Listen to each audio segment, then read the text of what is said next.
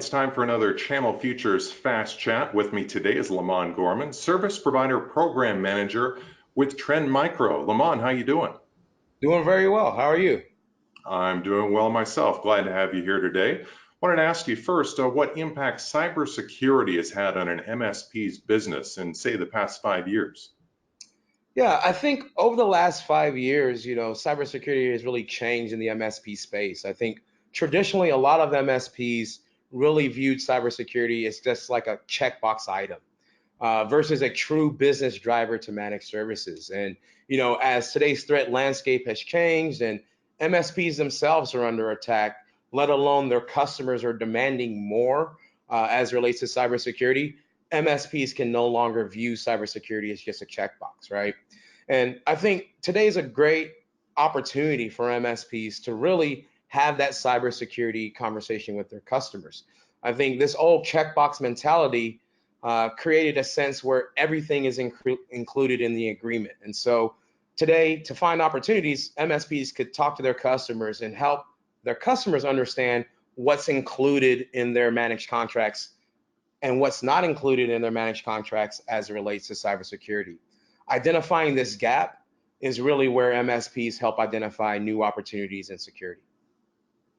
You know, MSPs are really hearing a lot of buzzwords associated with security these days. You think of AI, machine learning, EDR, XDR, and so on and so forth. What is EDR versus XDR, and what are the benefits of those two MSPs?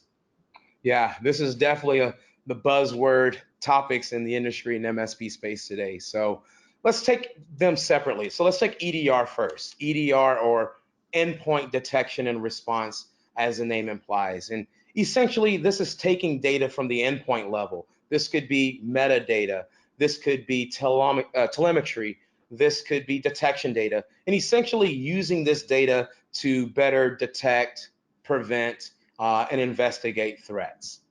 On the other hand, XDR actually expands on EDR. While EDR is really only looking at the endpoint, XDR is looking at cross-product or cross-platform detection and response. So in this case, the X stands for a placeholder or cross-product. And so we know today that threats are coming from other vectors beyond the email. I'm sorry, beyond the endpoint. They could be coming from the email, from the network side. And so XDR essentially takes all of the data coming from the email, the endpoint, the network, and then applying analytics and correlation.